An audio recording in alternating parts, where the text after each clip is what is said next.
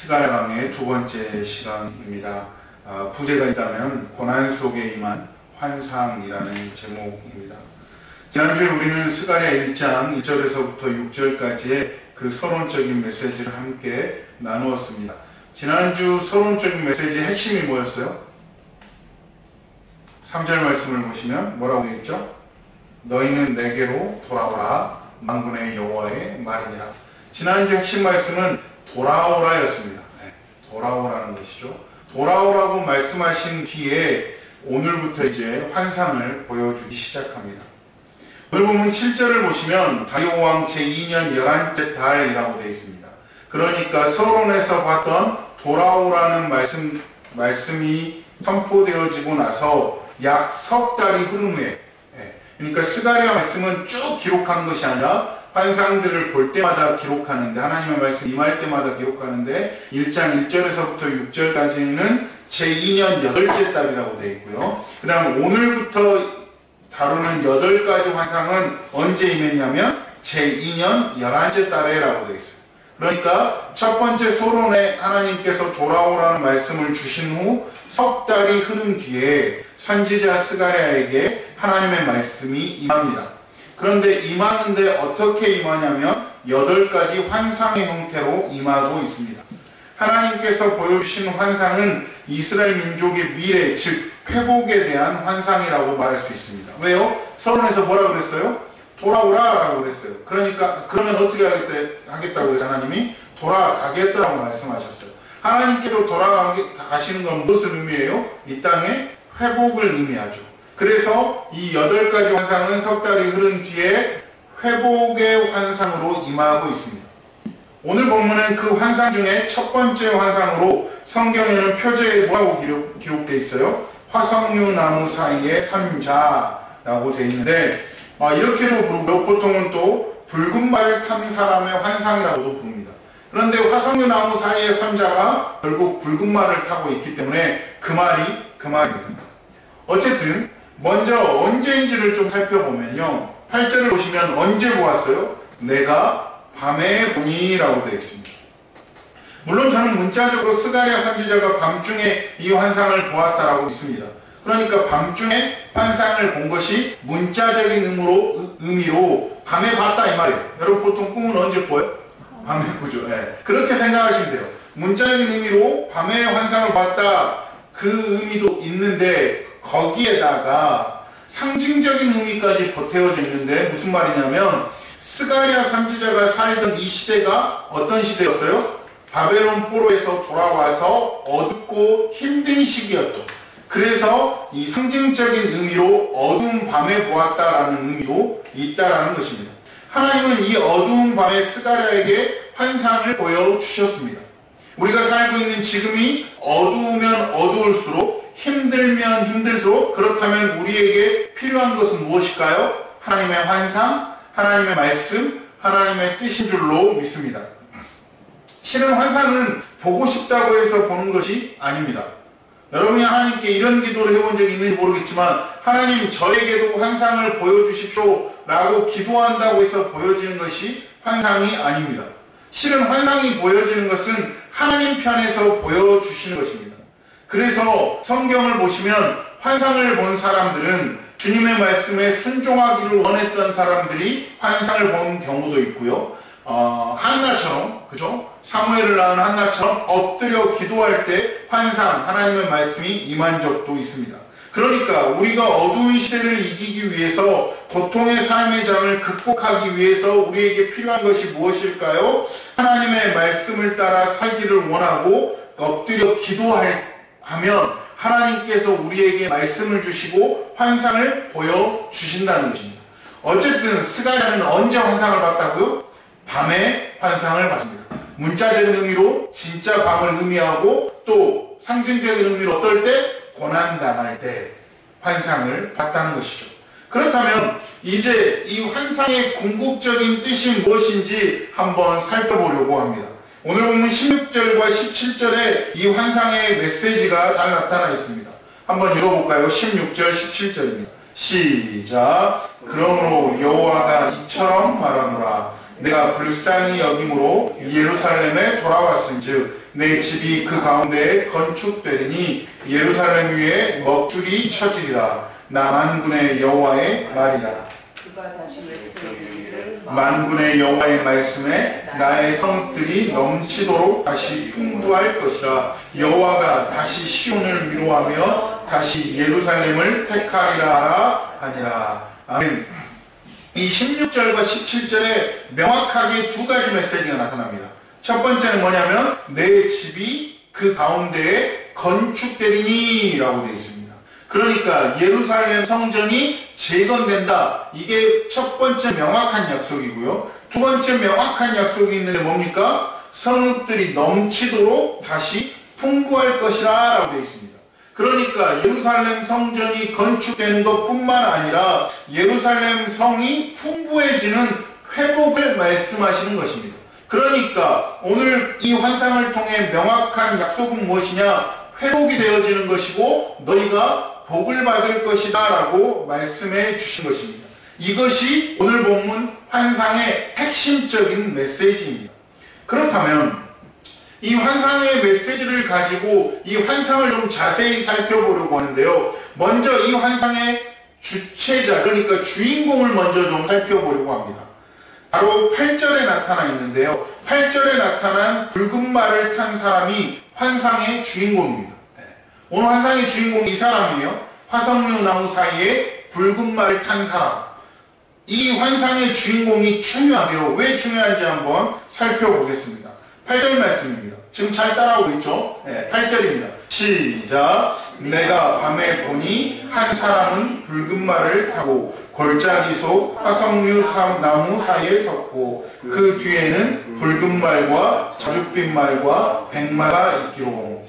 뭐 여러가지 보이죠? 여러가지 보이죠? 근데 여러분 드라마를 보면 결국 중요한 건 뭐예요? 주인공이에요. 일단 그래서 다 제껴놓고 붉은 말을 탄 사람, 이 사람이 굉장히 중요합니다. 이 사람을 꼭 기억하셔야 돼요. 이 사람이 어디에 서 있어요? 화석류 나무 사이에 서 있어요. 네. 우리가 여기에서 이 인물의 정체성을 밝혀내기 위해서는 8절과 11절 말씀을 같이 봐야 돼요. 11절 말씀. 11절 말씀 한번 볼까요? 시작. 그들이 화석류 나무 사이에서 여호와의 천사에게 말하되 우리가 땅에 두루 다녀보니 온 땅이 평안하고 조용하더이다 하더라. 그러니까 두 가지 부류가 있죠. 그렇죠? 화석류 나무 사이에 선 자는 여호와의 천사라고 하고 그들은 누구예요? 그 사람들도 천사들 같은데 두루 다니면서 보고를 하게 됩니다. 여기서 화석류 나무 사이의 선 자가 여호와의 천사라고 구별되어 있습니다. 그렇죠? 구별되어 있어요. 그런데 이 여호와의 천사 이 단어가 굉장히 중요한데요. 여호와의 천사가 그냥 하나님이 부리는 많은 천사들이 아닙니다. 영어 성경에도 보면 우리 교회랑 관계가 깊은 정관사가 나옵니다. 뭐예요? 우리 교회랑 관계가 깊은 정관사 뭐예요? 더가 나옵니다. 영어 성경에 뭐라고 되어 있냐면 The Angel of the Lord라고 되어 있어요. 주님의 그 천사예요. 이것은 막연히 많은 천사들을 의미한 것이 아니라 메시아적인 천사입니다. 무슨 말이냐면 여러분 일반적인 사람이 환상을 봤을 때 여호와의 천사라고 명확하게 보여져 있고 천사들이라고 되어 있어요. 그러면 이것이 천사의 모양처럼 보이니까 천사라고 기록할 수 있는데 여기 붉은 말을 탄 이 사람은 천사가 아니라는 겁니다. 뭔가 특별한 존재라는 거예요. 그럼 그 특별한 존재가 어떤 존재인지 구약 성경에 보면 종종 하나님이 사람의 모습으로 나타나기도 하고 사람의 모습으로 나타나기도 합니다. 그렇죠? 네. 여러분 성경 다니엘에도 보면 뭐라고 되어 있어요? 인자 같은 이라고 되어 있어요.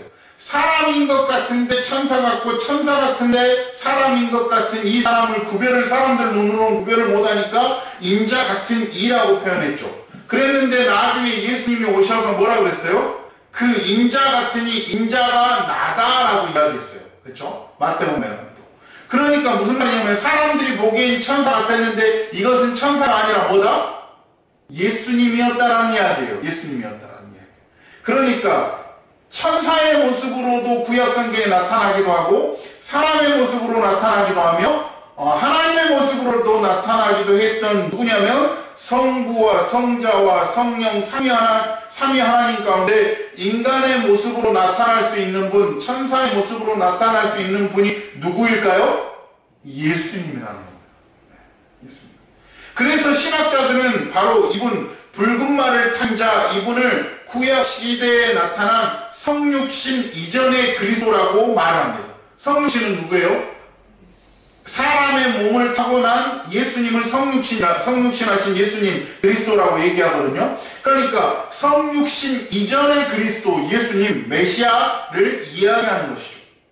우리가 잘 아는 대로 예수님께서는 육신을 입고 아기의 모습으로 베들레헴에 탄생하셨습니다. 그것이 예수님의 모습이 다가 아니라 구약 시대에도 예수님이 나타났다는 거예요. 가끔 나타나셨어요. 어떤 때는 천사의 모습으로, 어떤 때는 사람인가 천사인가 헷갈리는 모습으로, 어떤 때는 오늘 모습처럼 내가 밤에 보니 한 사람이 붉은 말을 타고 여호와의 천사처럼 임한 이분이 누구다? 예수 그리스도시다. 이것을 알아야 된다는 거죠. 예수 그리스도께서 언제 나타나셨어요? 환상 가운데. 환상 언제라고 그랬죠? 어두운 밤에 고난 가운데 있는 우리 모두에게, 이스라엘 백성들에게 예수님이 나타나신 거죠. 그렇다면 예수님이 나타나셨다 이것 자체로 이 환상은 어떤 메시지예요? 희망의 메시지, 소망의 메시지, 회복의 메시지, 복의 말씀이라는 것이죠. 예수님입니다. 붉은 말을 탄 자는 예수님이다. 이분이 주인공이다. 이분이 근데 어디 있어요 지금? 화석류 나무 사이에 선 자. 그런데다가 어디? 화석류 나무만 있어요? 뭐가 있어요? 8절을 보시면 내가 밤에 보니 한 사람이 붉은 말을 타고 골짜기 속 화석류 나무의 사이에 서 있습니다. 여기서 이제 예수님의 위치를 좀 보려고 하는데요. 여기에도 상징적인 의미가 있으니까 골짜기 속이라고 되어 있죠. 이건 메술라라는 히브리어 단어인데요. 유대 마소라 전통에 따른다면 골짜기보다는 깊은 바다 혹은 깊은 곳이라는 표현으로 나타나 있습니다. 그러니까 사람이 볼 때는 나무가 있는데 깊은 곳이 있어요. 그러면 산 골짜기인가 보다 이렇게 상상할 수도 있는 건데 그것이 아니라 그것보다 더 깊은 어떻게 보면 심연의 모습으로 나타났다는 것이죠. 그러니까 이 단어는 골짜기 속보다는 깊은 어떤 곳, 그러니까 물의 깊은 곳을 의미하고 있습니다. 이 단어는 구약 성경 여러 곳에 나타납니다. 여기에만 나타나면 골짜기라고도 할 수 있는데 구약 성경의 여러 곳에 나타난 것을 비교해 보면 오히려 깊음으로 표현할 수 있어요. 예를 들어서 출애굽기 15장에서 애굽의 군사력과 말의 힘을 이긴 여호와의 승리를 찬양할 때 사용되고 있습니다. 무슨 말이에요? 애굽의 군사력이 어디에 덮어져 버렸죠? 홍해가 열렸다가 홍해가 덮어지면서 깊은 곳에 덮어져 버렸죠. 이걸 할 때 이 단어 메술라가 사용되고요. 또 언제 사용될까요? 힌트를 좀 들었잖아요. 여러분 생각해 보세요. 언제 사용될까요?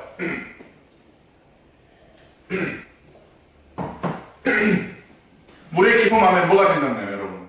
성경에서 요나도 있어요. 네, 요나도 있어요. 나중에 요나도 관련이 돼 있어요. 근데 물 하면 뭐 있어요? 뭐 있어요? 홍해가 갈라지고 그 전에 뭐 있어? 물로 어떻게 됐어요? 멸망의 노아의 홍수 때 홍수의 깊은 으로도 사용됩니다. 그러니까 뭔가 하나님의 뜻이 발현되고 발견되어지고 뜻이 나타날 때 이 물의 깊음이 나타나겠죠. 지금 이해가 되시죠? 물의 깊음. 또 창조 때도 깊은 심연에 물이 있는데 물로 덮었다, 하나님이 물로 덮었다라는 표현도 하시죠. 그러니까 본문에 나타난 골짜기는 깊은 바다 혹은 물의 깊음으로 해석할 수 있고 이 바다에 나타난 메시아적 인재는 다가오는 구속과 승리를 확실히 나타내주는 표시이며 표징입니다. 이해가 되시죠? 물의 깊음이 나타날 때는 어떤 일이 일어났어요? 하나님의 역사가 나타났고 그 역사를 통해서 우리는 뭐 했어요? 승리했었죠. 또 새로운 시대가 열렸죠. 이해가 되시죠? 그래서 물의 깊음이에요. 어떤 분들은 이 계곡, 그러니까 골짜기 깊음을 밤과 연결해서 어려운 시기에 초점을 맞춰 해석하기도 합니다. 좋은 해석입니다. 좋은 해석이에요.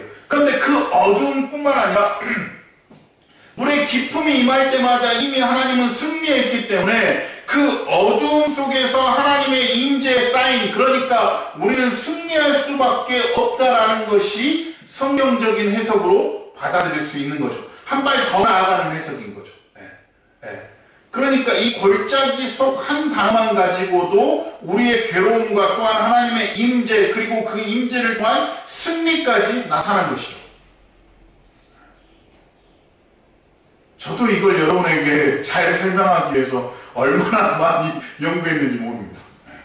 이게 환상의 장점이자 단점이죠.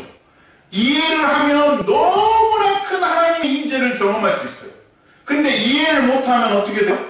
골짜기 속 화석나무에 섰나 보네. 예수님이 오셨나 보네. 이제 이렇게 끝나는 거예요. 이게 골짜기 속입니다. 그 다음에 뭐가 있어요? 화석류나무의 선자예요. 제가 이 골짜기 속이라는 단어 때문에 너무나 애를 먹었거든요, 실은. 책 한 권을 거의 다 읽고 겨우 이만큼 나왔어요. 또 쉽게 설명하기 위해서 요약을 좀 많이 했고요. 어쨌든 그 다음에 화석류나무에 섰다라고 되어 있습니다. 이 화석류나무라는 것은 이스라엘 백성들에게 매우 의미를 가지는 독특한 나무입니다. 이 나무는 별 모양의 하얗고 섬세한 꽃을 피웁니다. 또한 향기가 나는 넓은 잎을 갖고 있으며 사계절 내내 푸른 강인한 식물로서 메시아 시대의 부요왕, 낙원을 의미하는 그림으로 나타납니다. 낙원이, 이 화석류나무가 있다는 건 뭐냐면 천국을 의미하는 거예요. 그러니까 깊은 곁에 화석류나무가 낙원의 이미지라는 사실은 깊은 곁에 낙원이 창조, 홍수시대, 출애굽 등과 같은 역사적 사건의 특징을 보여줍니다.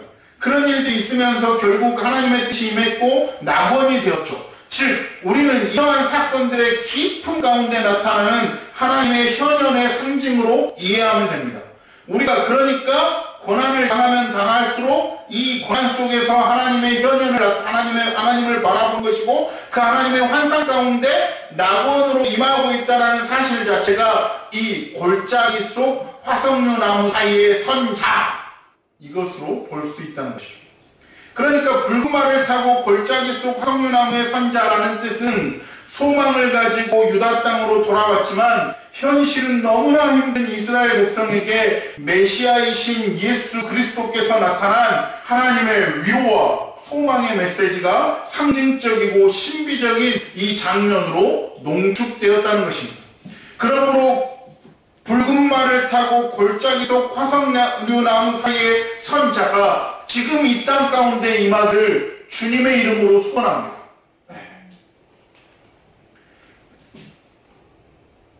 드라마의 주인공이라면 주인공만 있어요? 조연도 있죠. 빛나는 조연들도 있습니다. 이 다음으로 이제 조연들을 한번 살펴볼 겁니다. 조연들 그렇다면 누굴까요? 천사들이죠. 천사들. 그들은 이 환상의 전달자 역할을 하기도 하고요. 이 환상의 해석자 역할도 하기도 하고요. 환상의 주인공을 보조하는 역할을 하기도 합니다. 오늘 본문에서도 보시면 뭐예요? 땅에 두루 다니면서 보고 왔더니 평안하더이다라고 예수님께 보고를 하죠. 이런 보고자 역할도 하고, 또 스가랴가 잘 모르겠으니까 물어봐요. 이거 뭐예요? 그러니까 이건 뭐다라고 설명해 주기도 하고요. 이를 대체해 주기도 합니다. 이 본문에서 화석류나무 사이에 선 여호와 천사는 예수님이라고 말씀드렸고요. 또 다른 천사들이 구별되어 나타납니다. 11절 말씀 한번 보실까요? 11절입니다. 시작. 그들이 화석류나무 사이에 선 여호와의 천사에게 말하되 우리가 땅에 두루 다녀보니 온 땅이 평안하여 조용하더이다 하더라. 여기서 그들이 누구냐면 천사인 거죠. 그들의 역할을 한번 쭉 보기 위해서 8절에서부터 10절 말씀을 다시 한번 쭉 볼게요. 8절에서 10절 시작. 내가 밤에 보니 사람이 붉은 말을 타고 골짜기 속 화석류나무 사이에 섰고 그 뒤에는 붉은 말과 자주필 말과 백마가 있기로 내가 말하되 내 주여 이들이 무엇이니까 하니 내게 말하는 천사가 내게 이르되 이들이 무엇인지 내가 내게 보이리라 하니 화석류나무 사이에 선자가 대답하여 이르되 이는 여호와께서 땅에 두루 다니라고 보내신 자들이니라. 아멘. 화석류나무의 선자 예수님이 대답하십니다. 이들이 누구냐면 여호와께서 땅에 두루 다니라고 보내신 자들이다. 이게 천사죠. 네. 하나님이 부리시는 천사, 하나님의 심부름을 하고 있죠. 근데 이 11절을 보시면 그들이 그랬습니다. 이건 무슨 말이에요? 여러 천사들이 있다는 거죠. 한 명이 아니라. 그리고 나서 11절 그들이 화석류나무에 선 여호와의 천사에게 말하되 우리가 땅에 두루 다녀보니 온 땅이 평안하고 조용하더이다. 그러니까 예수님이 딱 서 있으면 그들이 돌아다니면서 예수님께 보고하는 형식인 거예요. 네. 바로 천사들이 조연 역할을 하면서 하나님의 심부름을 하고 예수님의 심부름을 하면서 환상을 전달하기도 하고 해석하기도 하고 보고하기도 하는 역할을 하고 있는 조연들이 천사들인 것입니다. 네. 왜 아시죠? 처음에 쭉 설명하면 이런 부분들이 계속 반복돼서 나타납니다. 그렇다면 이제 화석류나무의 산자도 알았고 천사들도 알았고 스가랴도 알았어요. 그리고 배경도 알았어요. 근데 우리가 모르는 것이 있는데 그 다음부터 11절부터 보시면 여러 나라들이 나타납니다. 네. 이 환상 속에서 여러 나라들이 나타나는 이유가 있거든요. 그걸 한번 보겠습니다. 11절 말씀 보겠습니다. 11절 다시 한번 시작. 그들이 화석류나무에 선 여호와의 천사에게 말하되 우리가 땅에 두루 다녀보니 온 땅이 평안하고 조용하더이다. 네, 여기서 뭐가 나오냐면 온 땅이 나와요. 네. 이것은 이스라엘 땅만이 아니고 많은 땅과 나라들을 다녀보니까 뭐라고요? 다 평안하고 조용하다는 복음입니다. 네. 이 복음은 좀 좋아 보이죠? 왜요? 온 땅이 평안하고 조용하면 좋은 게 사실 아닌가요? 시끄러운 것보다는 낫잖아요. 그죠? 근데 이스라엘 편의 입장에서 보면 이 보고는 좋은 보고가 아닙니다. 그냥 이 구절 보면서 온 땅이 평안하고 조용하면 이제 괜찮은 거네? 이렇게 생각할 수 있지만 실은 이스라엘 입장에서 보면 별로 좋은 보고는 아닙니다. 왜냐하면 이 열방들은 바로 이스라엘을 괴롭히고 이 온 땅들은 이스라엘을 괴롭히고 포로되게 하고 황폐하게 만든 주인공들 그 주변 세력들입니다. 그런데 이들이 평온한 가운데 있다는 거예요. 그러면 별로 이스라엘 입장에서는 좋지 않아요. 왜 그러냐면 배경을 보면 아는데요. 학계 2장을 한번 보겠습니다. 갈 필요도 없어요. 바로 옆에가 학계죠. 네, 바로 앞이.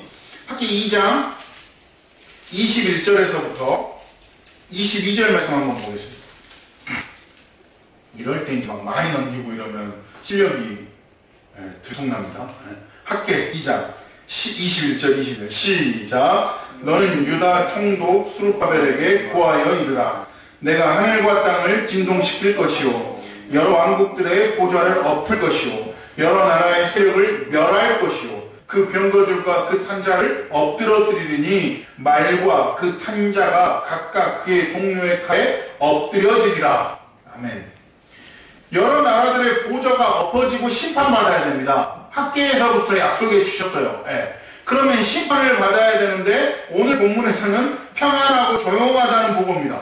이건 좋은 보고예요? 나쁜 보고예요? 별로 좋지 않은 보고예요. 네. 그런데 놀랍게도 이 평안은 오래 할 수 있는 평안은 아니었습니다. 다시 스가랴로 돌아와서요. 12절 말씀을 한번 볼게요. 12절입니다. 시작. 여호와의 천사가 대답하여 이르되 만군의 여호와여 여호와께서 언제까지 예루살렘과 유다 성읍들을 불쌍히 여기지 아니하시려 할까? 이를 노하신 지 70년이 되었나이다 하매. 이건 지금 누구와 누구의 대화입니까? 네, 이제 이렇게 되면 내가 지금 집중하고 있구나 못하고 있구나가 드러나죠. 누구랑 누구의 대화예요? 여호와의 천사가 대답하여 이르되라고 되어 있어요. 이 여호와의 천사는 누구라고 그랬어요? 성자 예수님이라고 그랬죠. 그분이 누구에게 이야기하냐면 만군의 여호와여 여호와께서 언제까지 예루살렘과 유다 성읍들을 불쌍히 여기지 아니하시려니까 이는 노한 지 70년이 되어나이다 하면 이건 누구랑 대화예요? 하나님과의 대화예요. 네. 천사와 여호와의 천사가의 대화가 아니라 예수님과 하나님 즉 성자와 성부 간의 대화입니다. 예수님이 뭐냐면 아니 하나님께서 70년이 지나면 회복시킨다고 약속하셨지 않습니까? 그러면 이들이 이제 회복시키셔야 됩니다 라고 예수님과 하나님과의 대화입니다. 네. 그것에 대한 답이 15절에 나오죠. 15절입니다. 시작. 아니라는 여러 나라들 때문에 심히 진노하니 나는 조금 노하였거늘 그들은 힘을 내어 고난을 더하였음이니라. 아멘. 좀 하나님의 핑계 같은 이야기가 좀 나오지만 우리가 볼 때 핑계인 거지 하나님은 완전하신 분이니까 하나님 뜻대로 하시는 건데 하나님께서 이렇게 이야기하세요. 아니하고 평안 가운데 있는 이 여러 나라들로 인하여 내가 진노한다. 또 조금 있으면 진노할 것이다. 이게 무슨 말이냐면 나는 조금 노하였거늘 그들은 힘을 내어 고난을 더했다라는 이야기가 있죠. 네. 있어요 없어요? 네 있죠. 네. 조금만 더 집중합시다. 이제 거의 다 왔어요. 네. 나는 조금 노하였거늘 그들은 힘을 내어 고난을 더했다. 이 이야기가 무슨 말이냐면 이스라엘 백성들을 괴롭히고 멸망시켰던 세력들, 예를 들어 아수르, 바벨론, 이들은 하나님의 손에 붙잡힌 바 되어 하나님의 백성들을 정신 차리도록 하나님이 쓰신 채찍 내지는 몽둥이 역할을 한 겁니다. 이스라엘 백성들을 정신 차리게 하기 위해서 하나님이 아수르와 바벨론을 사용했어요. 그래서 이들이 이스라엘 백성들을 깨워주는 역할을 해야 합니다. 그것이 이들의 역할이었어요. 그런데 그들이 어떻게 했다고요? 하나님은 조금만 노했는데 그들은 힘을 내어 고난을 더했다라는 이야기입니다. 그러니까 하나님의 뜻보다 더 심하게 이스라엘 백성들을 괴롭혀서 진노했다라는 것이죠. 네. 그래서 내가 그들도 그대로 두지 않겠다는 거예요. 그들을 심판하는 날이 곧 올 것이다. 이것이 온 땅 여러 나라들의 형편입니다. 그렇다면 이제 어떤 모습이 나타날까요? 이후의 환상에 이 온 땅들이 멸망하는 환상들이 아마도 나타날 것입니다. 그러면 이제 배경들을 봤어요. 마지막으로 살펴볼 게 무엇이냐면 이스라엘 백성들의 미래, 주님의 백성들에 대한 미래에 대한 예언이 나타났습니다. 이제 이것만 보면 오늘 환상은 끝납니다. 14절 말씀을 한번 보실까요? 14절입니다. 14절 시작. 내게 말하는 천사가 내게 이르되 너는 외쳐 이르기를 만군의 여호와의 말씀에 내가 예루살렘을 위하여 시온을 위하여 크게 질투하며. 이스라엘 백성들이 지금 고난 가운데 있어요. 힘들죠. 네. 그런데 여호와께서 어떻게 하신다고요? 질투한다라고 말씀하십니다. 질투의 감정은 결국 무엇과 동반돼요? 사랑과 동반돼요. 네. 예를 들어서 우리 집안에도 3남매가 있지만 질투의 감정이 꽤 많이 있죠. 그죠? 쟤는 저걸 가지는데 나는 못 가졌어. 그죠? 동생은 아이폰 7을 쓰는데 나는 아이폰 6를 써. 제가 딸기가 조금밖에 없었는데 이걸 다 먹으려고 하다 보니 쟤가 주라고 했으니까 그걸 좋게 나눠 먹으면 되는데 에이 줘버려. 이런 모든 것들은 결국 뭐예요? 질투예요. 질투. 근데 이 질투는 무엇에 감정이 있다고요? 사랑이 있다는 거예요. 사랑이 없으면 질투도 안 해요. 상관없는 사람이죠. 그래서 질투가 나쁘게 나타날 때도 있지만 좋게 나타날 때도 있죠. 하나님께서 질투했다는 말은 무슨 말이냐면 사랑의 하나님이 이제 이스라엘 백성을 회복시키시고 이방을 다루시고 그 백성을 향한 설계와 계획을 갖고 계시다는 거예요. 하나님은 어떤 계획을 그렇다면 갖고 계실까요? 미래에 대해, 이스라엘 미래에 대해 어떤 계획을 갖고 계실까요? 16절, 17절에 잘 나타나 있습니다.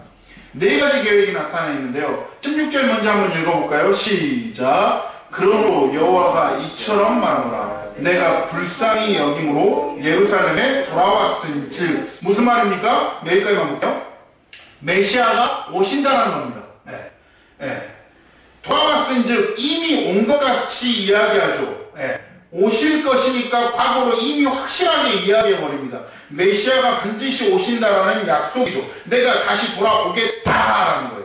그리고 나서 또 뭐예요? 어떤 약속이 있어요? 예루살렘 성전의 재건입니다. 16절 우리가 읽었던 거 다음 부분 볼까요? 시작. 예루살렘에 돌아왔은즉 내 집이 그 가운데에 건축되리니. 그러니까 메시아가 오신다는 거고, 두 번째는 뭐예요? 성전이 건축된다는 겁니다.